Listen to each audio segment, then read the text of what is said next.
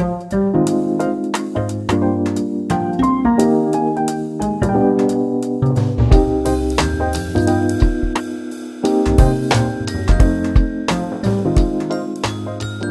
pour mesurer si tu fais des œufs mollets ou des œufs durs, des œufs coques, des œufs mollets, des œufs durs, 3, 4, 5. Et je l'utilise moi pour 3 minutes le coq, 4 minutes le mollet, 5 le dur. C'est exactement ça, mais je l'utilise aussi pour œuf coq, œuf mollet, œuf dur. Mais ils veulent m'empêcher mon truc, c'est la seule chose que je sais cuisiner, c'est les œufs. Me cassez pas ma compétence, où j'ai du 20 sur 20 sur les œufs. Non, je suis capable de faire un œuf sans minuteur et de le faire exactement mollet. Ouais, c'est la seule compétence que j'ai en cuisine. Voilà, après... Alors, ce que j'aime dire, c'est ça. C'est, tu vois, t'imagines... Alors, deux choses. D'abord, tu regardes, si tu veux, ce qui est écoulé, vous voyez, là. Ben, en fait, c'est la vie que tu as vécue jusqu'à présent. Mais tu ne sais pas ce qui te reste à vivre. Parce que si tu savais que c'est presque déjà fini de vivre, tu vivrais différemment. Je fais ça parce que je ne vous vois plus. Tu vois? Ce qui est intéressant, c'est une métaphore de vie. C'est-à-dire qu'en fait, quand tu regardes ça, tu vois ce qui s'est écoulé dans ta vie depuis ton premier jour, mais tu ne sais pas combien de temps il te reste à vivre. Quand tu amènes les gens à penser combien de temps il leur reste à vivre, ils ne vivent pas pareil. C'est quand les gens prennent conscience qu'un jour ils vont mourir, qu'en fait ils vivent une deuxième fois. Ça, c'est un truc vachement important. Souvent, ce que je fais dans mes séances, c'est que je demande à la personne de se projeter au dernier jour de sa vie, quand il est enterré, quand il va être mené donc à l'église, si la personne ou dans un autre lieu de culte, selon la religion qu'elle a, et de se poser la question, de voir les yeux fermés, ce que les proches disent de lui, de la trace qu'il a laissée. Est-ce qu'il est content de ce qu'il a laissé aux enfants, aux amis, ce qu'on a retenu de lui? Et si c'était à refaire, qu'est-ce qu'il aimerait laisser comme trace? Qu'est-ce qu'il aimerait avoir réalisé? Alors premièrement, il y a une étude qui a été faite sur les gens en fin de vie, quand ils sont à l'hôpital et qu'ils n'en ont plus que pour quelques semaines, on leur demande, la première chose, ce serait d'avoir aimé plus. Mais plus leur travail, plus les amis, plus leur conjoint, etc. Toujours la notion d'amour. Et puis la notion d'oser, de ne pas avoir de regrets, d'avoir osé faire des choses et de ne pas dire « Ah, si j'avais pu faire ça », parce qu'à la fin de ta vie, c'est un peu gênant de dire « Ma vie aurait pu être différente si j'avais tenté quelque chose ». Et les gens disent « Ah putain, mais je suis passé à côté de l'occasion de ma vie ». Donc ça, c'est une façon de voir les choses.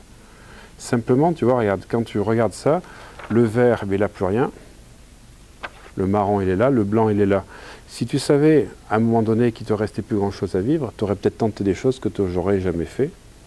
Et là, c'est comme ça. Alors ça, c'est une des premières allégories, métaphores qu'on peut faire. Moi, ce que j'aime dire aussi, si tu veux, c'est quand tu regardes ça, c'est que si on le fait dans l'autre sens, eh bien, tu as un peu la représentation de la façon dont ta vie s'écoule si tu es dans l'inconscience ou dans la conscience. On sait que quand tu vois un film qui est ennuyeux, il dure 5 heures pour 1h30 de visionnage, et quand le film est génial, tu as l'impression que tu as passé un quart d'heure. Ben, la vie, c'est comme ça. Ça peut se passer très vite, ou ça peut être très long et ennuyeux, et c'est aussi une représentation des ondes. Alors je vais le remettre dans le bon sens, parce que sinon on ne l'avait pas mis en même temps. Ben là, c'est les ondes alpha, là c'est les ondes θ, là c'est les ondes delta. Je ne sais pas si vous avez lu le film Inception, avec Leonardo DiCaprio, où tu crées des rêves, tu implantes des rêves, et ce qu'ils font, quand ils font ça, il y a 3 rêves. Il y a un rêve dans un rêve dans un rêve, et tu vois la voiture, je ne sais pas si vous avez vu, parce qu'il faut qu'il y ait un choc à chaque fois pour pouvoir rentrer dans le mental de la personne. La voiture touche le parapet, vous l'avez vu, elle tourne, elle saute au-dessus du pont, et on la voit tourner, mais au ralenti. Et pendant tout le film, pendant pratiquement 1 heure, tu la vois juste de progresser de quelques centimètres. Elle est là, c'est au ralenti.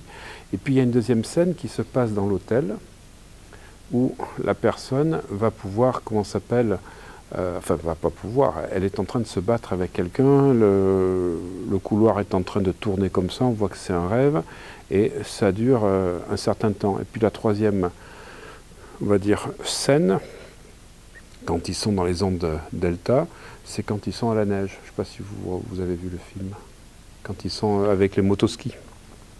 Il y a des poursuites, c'est en accéléré.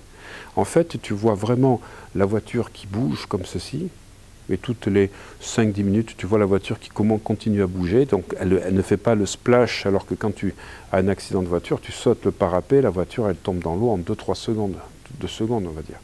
Et là, ça dure tout le long du film. Et en fait, tu as 3 épisodes différents qui sont dissociés. Ben, en fait, si tu es dans l'hypnose donc, que nous vivons tous les jours, que tu es dans les mouvements, ben, tu ne vois pas la vie passer. Et ça va très vite, c'est un peu comme les motoskis. Par contre, quand tu prends des pauses, que tu médites, que tu rentres en monde alpha, ben, tu commences à pouvoir ralentir les choses et faire en sorte de pouvoir apprécier la vie. Et je trouve que c'est intéressant de demander aux gens, ben, tu préfères que la vie s'écoule très vite et de ne pas en profiter, ou sur les choses importantes, de pouvoir faire des pauses, comme si tu appuyais sur ça. Donc à méditer, parce que si ça va très vite et que tu arrives rapidement au dernier jour de ta vie, eh ben, quelles sont les choses que tu regretteras ou pas d'avoir fait ou pas fait. De dire, ben, j'ai pas assez aimé, ou j'ai pas pris assez de recul, j'ai pas osé, j'ai eu des peurs. Et souvent, il faut aller vers la fin de la vie des gens qui se projettent pour provoquer des chocs, qu'ils aient envie de comprendre que s'ils ne changent rien maintenant, ben, ils seront dans ces regrets-là dans 10, 15, 20, 30 ans. Il faut avoir des fois des choses... Alors je ne fais pas en hypnose, je demande juste de fermer les yeux et la personne, ils prennent conscience. Et ça m'est arrivé souvent d'avoir des personnes qui n'avaient pas pris conscience qu'un jour la vie allait s'arrêter. C'est assez impressionnant.